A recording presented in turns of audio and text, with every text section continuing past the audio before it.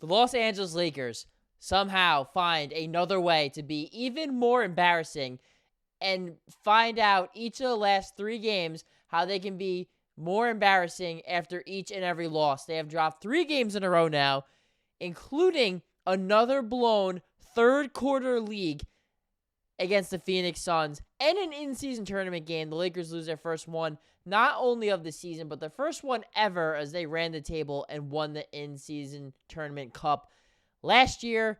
But they have bigger problems on their hands here, and this needs to get fixed, guys. This has to get fixed. And welcome to the Lakers Digest. My name is Hunter Pitcoff, where we cover everything surrounding your Los Angeles Lakers. I know it is tough to support this team after a few tough losses in a row like this, but what you can do is support this channel because we'll be here no matter what to break it all down for you. Everything good, bad, and the ugly for your Los Angeles Lakers. We just hit the 3,000 mark for subscribers. Shout out to all of you watching who are subscribed, but most of you guys that watch this channel are not subscribed. Most of you that watch the videos are not subscribed. You're damn near there. To stop what you're doing right now, get to that platinum status. You know what I'm saying? Be thankful. It's almost Thanksgiving.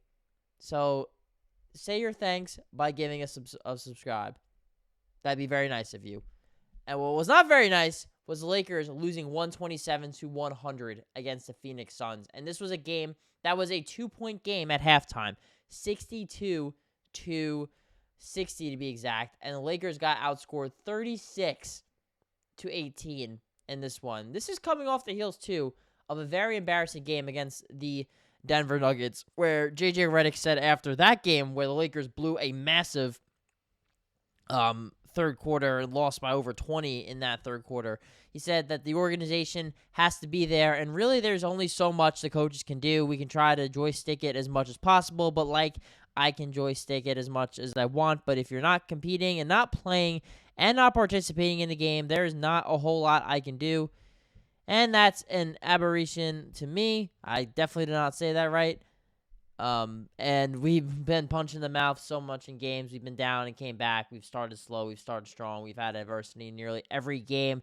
To me, that stretch of the third quarter was an aberration. So, J.J. Redick basically saying that this was a game that they were supposed to bounce back and really win, and they did not. It was actually the complete opposite. They did almost exactly what they did against the Phoenix Suns, and they lost this one. The last 3 games for the Los Angeles Lakers, they lost in a heartbreaker to the Orlando Magic after they couldn't hit free throws, which they couldn't do in today's game either.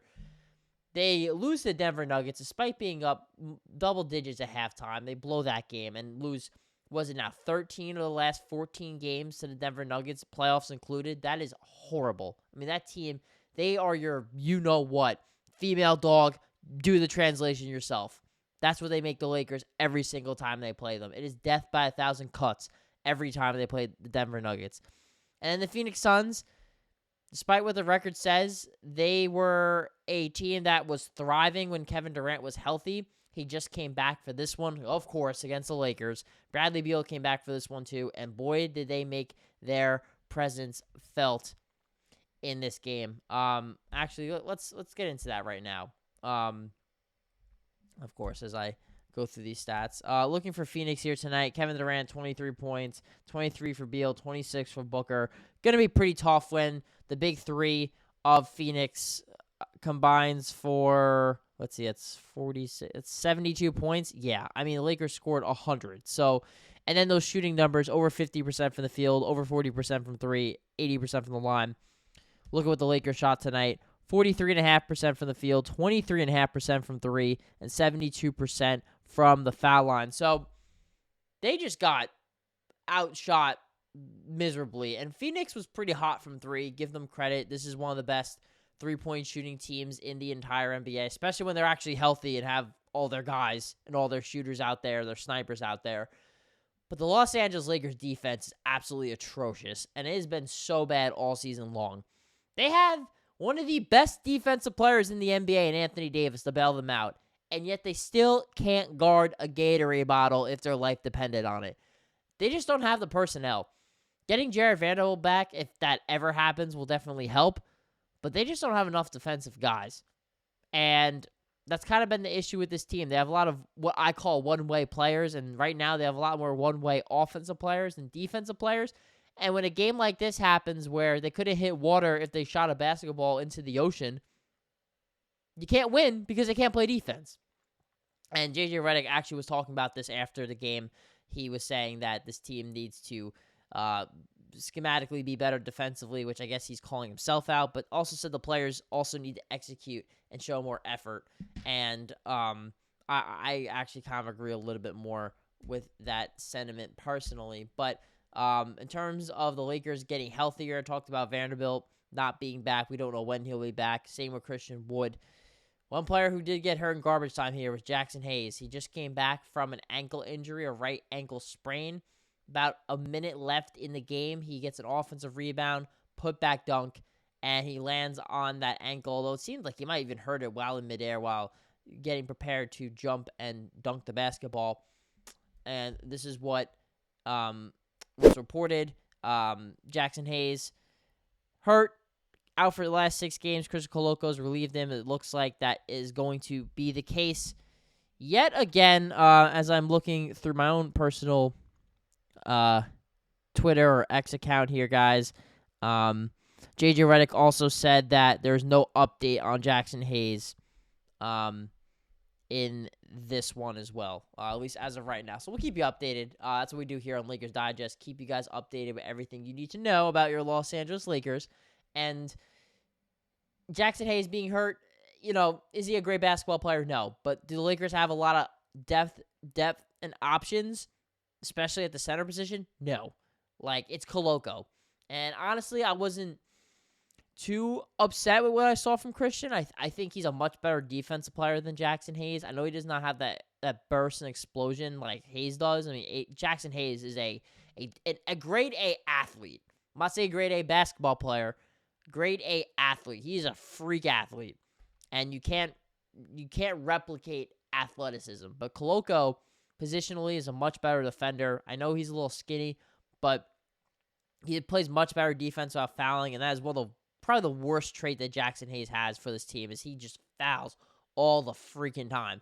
So having someone like Coloco who's a little bit more aware defensively, I actually think will be a little bit better, although they're going to need a long-term answer probably that is neither Coloco or Jaxson Hayes, because the Lakers, that's not going to solve much of their defensive problems. In fact, I actually think they need a little bit more perimeter defenders rather than, when you have Anthony Davis in the middle, it does help out a little bit. But let's get into the final point here that I did want to make in today's video. What does this loss mean for the in-season tournament? And Laker fans, if you don't give a you-know-what about the in-season tournament, that's fine. In retrospect, it's not the biggest thing in the world. I know that the Lakers won it last year, but look, we cover the Lakers. The in-season tournament has been theirs to lose. They quite literally lost the first game, and they were winning in the standings in a pretty stacked Group C here. Oh my God, guys, I really can never do this right. Or Group B, excuse me. And after this loss, now they're in second, and they own the tiebreaker over the Spurs because they beat the Spurs, so they're ahead of them there. But Oklahoma City still has a chance to tie it up, and we could see potentially 3 teams go, I believe, 3-1 at some point here, which is kind of insane to think about. But right now the Lakers, because they lost by 27 to the Phoenix Suns, they have a minus 16 point differential, and the Phoenix Suns have a plus 19. So what that means is the ultimate tiebreaker here. 1, the Suns beat the Lakers, but 2, the fact that they have such a big point differential is bad for the Lakers, because if they do not win Group B, they may not make it out of the preliminary stages and actually end up making it further into the quarterfinals, because the top 3 seeds, the top seed in each group automatically makes it. So Houston, as you can see at the Group A, they already reached 3 wins. They clinched because no other team is even at 2. So Houston is in. Golden State is in as well at 3-0. But Dallas is still vying for a spot. Even Denver probably won't get it. I mean, the Lakers are going to have to beat the Thunder on Friday. That's kind of what it's going to come down to. They need to beat OKC to have a shot here and they're going to need a few things to kind of go their way, too. They're probably going to need Dallas to lose because right now their point differential is at plus 41, which is extremely high, and Golden State's at plus 12. So, essentially, in other words, they're going to have to win. They're going to have to probably win, hopefully fairly convincingly against the Thunder, which is tough because they are arguably the best team in the Western Conference right now, and the Lakers, but they do match up well with Oklahoma City. It's still going to be a really tough game, guys, whether they win or lose. But they got to figure it out. There's a lot of issues on this Laker team, despite the fact they are 10-7. So I guess it is good that this is a very flawed roster, and yet they are above 500, and they're still in the thick of things in the Western Conference. So I guess give some credit to JJ Redick and this team. It's been a great season for not great, but, it's been a better than anticipated season. Just a very inconsistent one yet again. They won their first 3 games of the year against playoff caliber teams. They have a road trip. They lose 4 out of 5 there. Then they win 6 games in a row. Now they've lost 3 in a row. Who are the Lakers really? We don't know. I guess the answer is they're inconsistent. That's what they are. And we actually just got a little bit of an update here too, guys. That's why I've been looking down my phone a little bit here. From JJ Redick's press conference. Guys, hope I can find it. JJ said that it's possible that it's easier for Dalton Knecht to get in a better rhythm as a starter, and that if it's something he and his coaching staff are going to consider, which is moving him into the starting lineup. I know a lot of Laker fans have been asking for this for quite some time after Dalton Knecht absolutely lit it up as a starter. He's not been nearly as good coming off the bench.